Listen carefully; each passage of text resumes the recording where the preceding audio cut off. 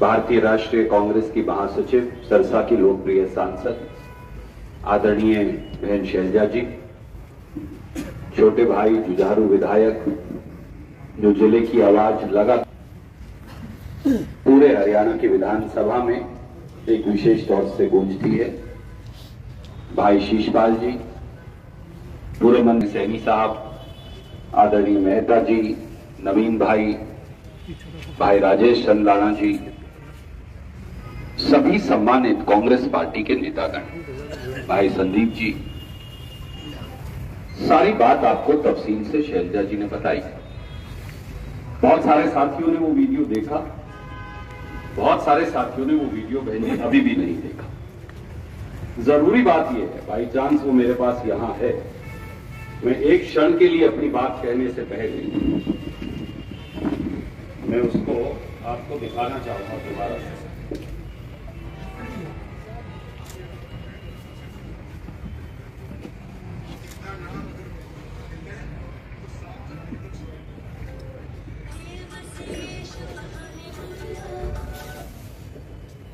दोस्तों, साथियों, मुद्दा क्या है? बाबा साहब अंबेडकर का स्थान हिंदुस्तान के इतिहास और हिंदुस्तान का संविधान बनाने में सबसे प्रमुख रहा है। मैं और बहन जी रास्ते में चर्चा कर रहे थे, भाई शीशपाल जी भी थे। बाबा साहब ने 25 नवंबर 1949 को संविधान सभा में बोलते हुए 2 या 3 बातें कही, जिनको आज सरसा की इस ऐतिहासिक भूमि और कांग्रेस कार्यालय में दोबारा दोहराने की जरूरत है। बाबा साहब अंबेडकर ने कहा,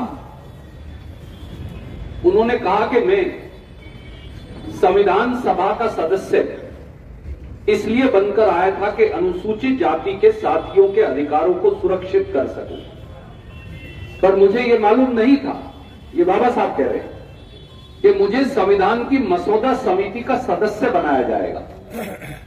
और मुझे और भी आश्चर्य तब हुआ जब मुझे उस संविधान की मसौदा समिति का अध्यक्ष बनाया गया। बाबा साहब ने ऐसा क्यों कहा? इसलिए कि कई भ्रांतियां फैलाई जाती हैं। कांग्रेस के पास 95% बहुमत था। स्वाभाविक तौर से किसी के पास 95% बहुमत हो तो वह अपने व्यक्ति को संविधान बनाने की जिम्मेवारी देगा।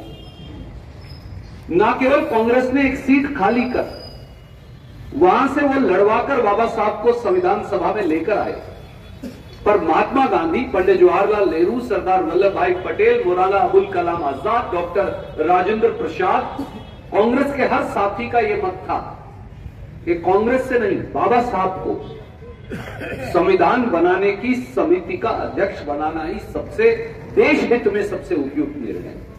और बाबा साहब ने फिर आगे कहा कि अगर कांग्रेस का अनुशासन और बहुमत ना होता तो हम ये संविधान नहीं बना पाते, इसलिए इसका पूरा श्रेय कांग्रेस पार्टी को जाना चाहिए। ये बाबा साहब के शब्द जो 25 नवंबर 1949 को उन्होंने संविधान सभा के अंदर कहे, वहां अंकित थे। वो बाबा साहब अंबेडकर जो हम सबके लिए प्रेरणा स्रोत है, वो बाबा साहब अंबेडकर जिसको इस देश का गरीब, इस देश का दलित, इस देश का पिछड़ा, इस देश का आदिवासी पूछता, इसलिए नहीं पूछता कि बाबा साहब किसी भगवान का नाम है, पर बाबा साहब भगवान से कम नहीं, दलित, पिछड़े, आदिवासी, गरीब के लिए। क्योंकि 5000 साल की छुआछूत को खत्म कर बराबरी के वोट और आरक्षण का अधिकार देकर समता मूलक समाज की स्थापना कर इस संविधान के निर्माता और निर्माण में उनका सबसे महत्वपूर्ण योगदान है। ऐसा व्यक्ति जो करोड़ों करोड़ों व्यक्तियों के उत्थान में एक निर्णायक भूमिका अदा करे, उनका और क्या स्थान हो सकता है?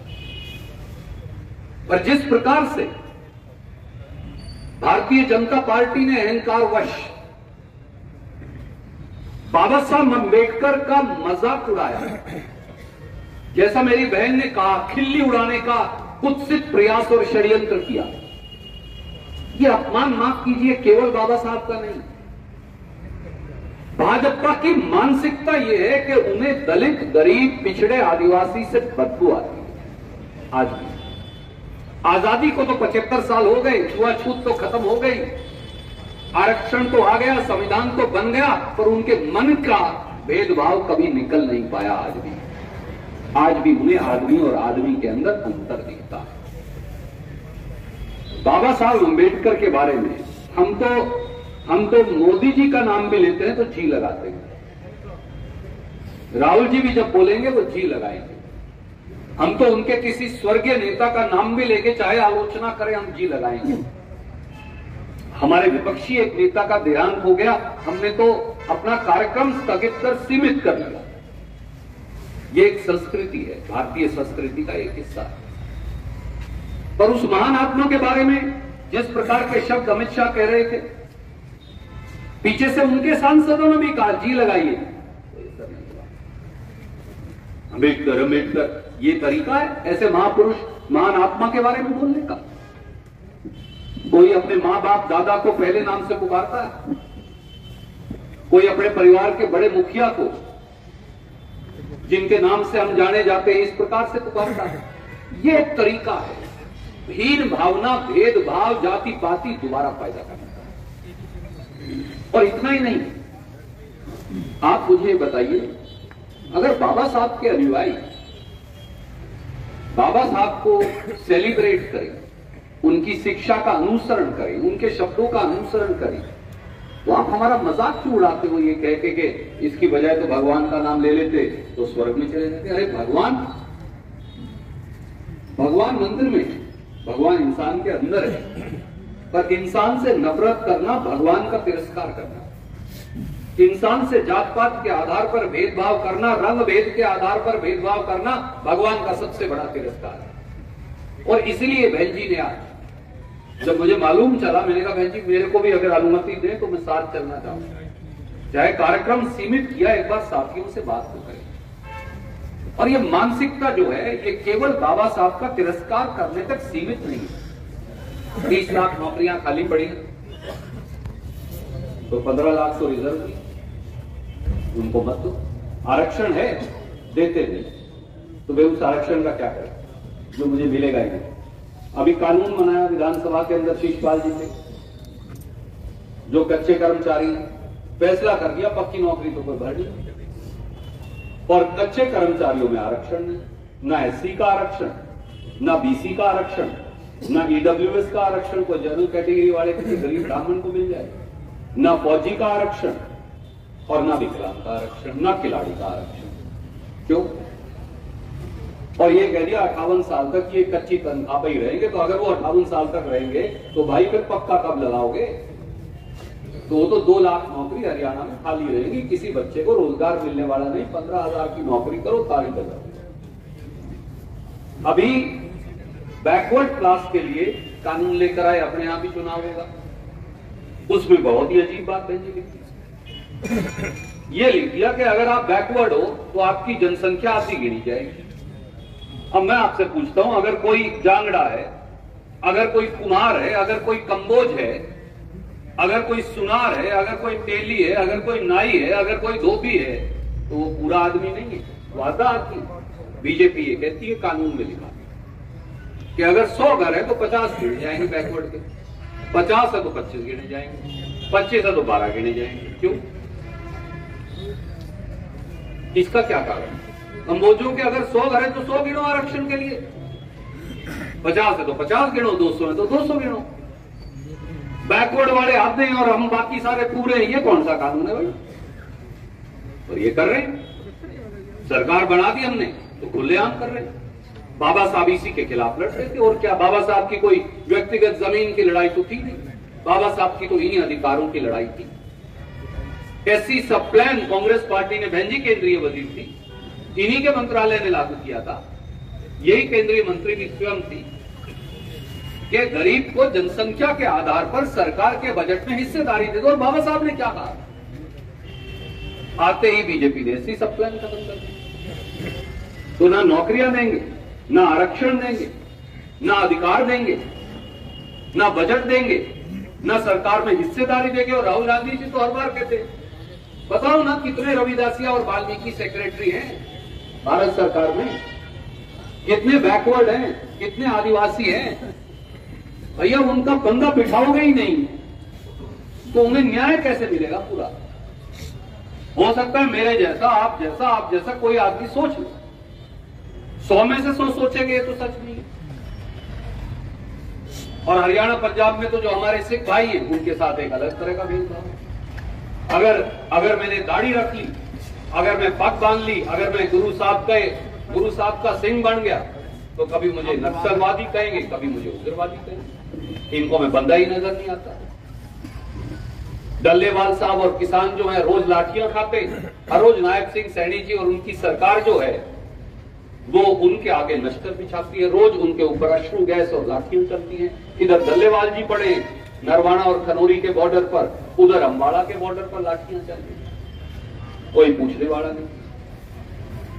एमएसपी की गारंटी के कानून का वादा किया था, उसको पूछने वाला नहीं। अब एक नई खबर और आगे भेजी कर, आप लोगों ने तो पता नहीं पढ़ी कि नहीं पढ़ी, क्योंकि दिल्ली के अखबारों में छपी थी, हो सकता भी ना। वो 1350 का डीएपी का कट्टा है।